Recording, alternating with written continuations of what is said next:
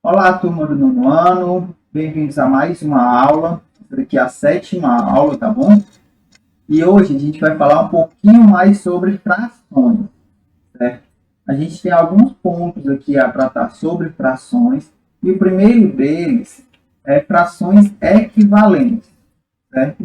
Frações que são diferentes, mas que representam a mesma quantidade, tá bom? Então a gente pode ter duas frações, certo? Que elas representam a mesma parte, a mesma quantidade, certo? Quando a gente está falando num contexto geral. Nesse daqui especificamente, como é que a gente pode analisar? Perceba que aqui, nessa primeira imagem, certo? A gente tem um retângulo que foi partido em duas partes, portanto, seu denominador é 2, certo? E dessas duas partes, apenas uma foi pintada.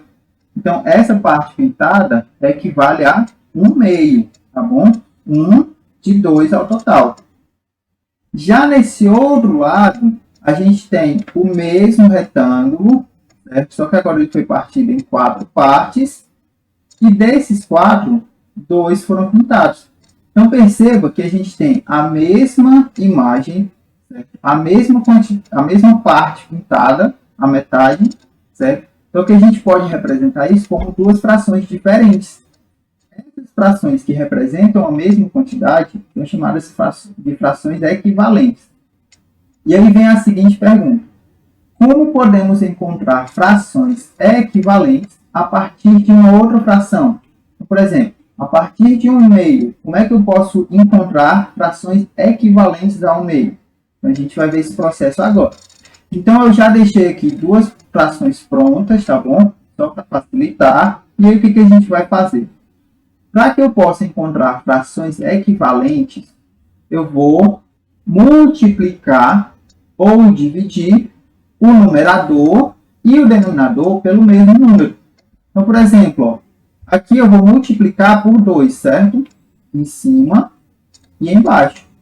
Quando eu multiplico por 2, ó, 4 vezes 2 vira 8, 5 vezes 2 vira 10, beleza? Então, essas duas frações representam a mesma quantidade, pelo mesmo motivo que a gente viu aqui em cima. Ó.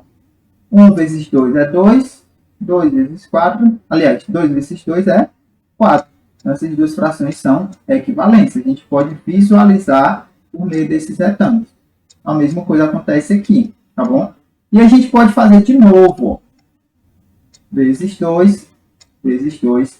E aqui a gente tem 16 20avos. Então, essas três frações são equivalentes, elas representam a mesma quantidade, tá bom? E a gente também pode fazer o caminho inverso. Se aqui eu fui multiplicando, eu posso fazer o contrário, eu posso ir dividindo. Dividindo em cima e embaixo por 2, a gente tem 8 décimos. E repetindo o processo, a gente tem 4 quintos. Esse segundo processo aqui, a gente chama de simplificação, tá bom? Quando você vai dividindo uma fração, certo? Em cima e embaixo, pelo mesmo número, até você não conseguir mais, então perceba que o 4 eu consigo dividir por 2, mas o 5 ele não é divisível por 2, tá? Então aqui eu chego numa fração irredutível, certo? Uma fração que a gente não consegue mais reduzir, não consegue mais simplificar, tá bom? Então, tudo isso aqui são exemplos de frações equivalentes. E quando a gente vai dividindo, a gente tem a simplificação até chegar numa fração irredutível, beleza? Outro ponto que a gente vai falar também sobre frações é a comparação de frações. Então, para eu saber qual fração é maior, certo? Eu preciso igualar os seus denominadores, certo? E como é que eu faço esse processo de igualar o denominador? A gente vai usar aquilo que a gente acabou de aprender. Então, eu vou procurar frações equivalentes a essas duas aqui, ó, a essa daqui e a essa, certo? De forma que elas tenham os mesmos denominadores.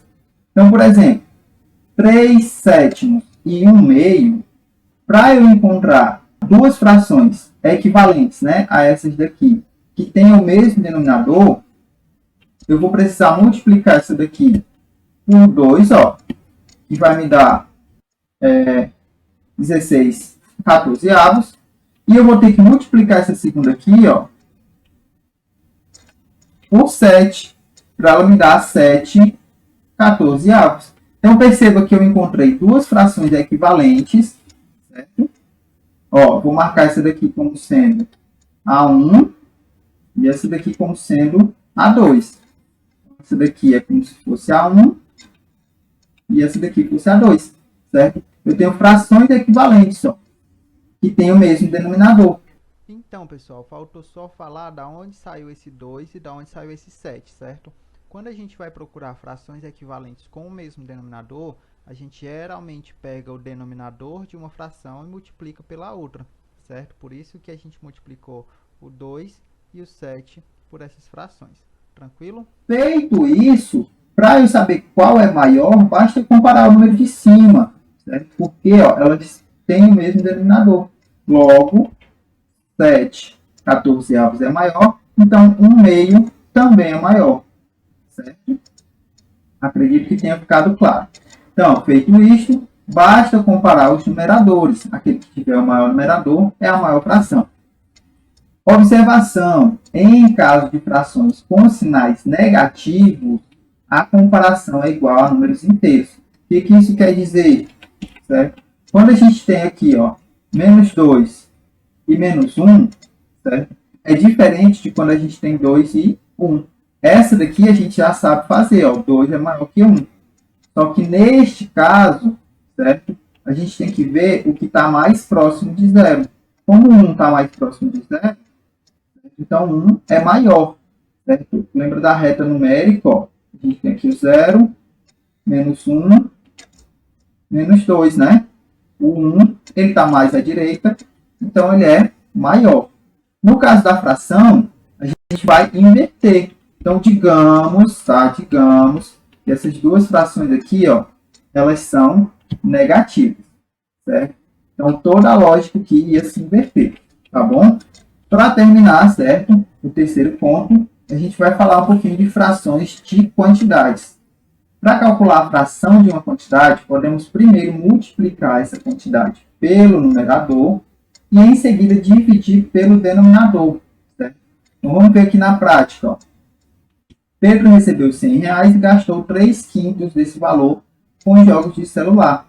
Então, quanto ele gastou, né? Vamos descobrir aqui. 3/5 de 100, a gente vai multiplicar, certo?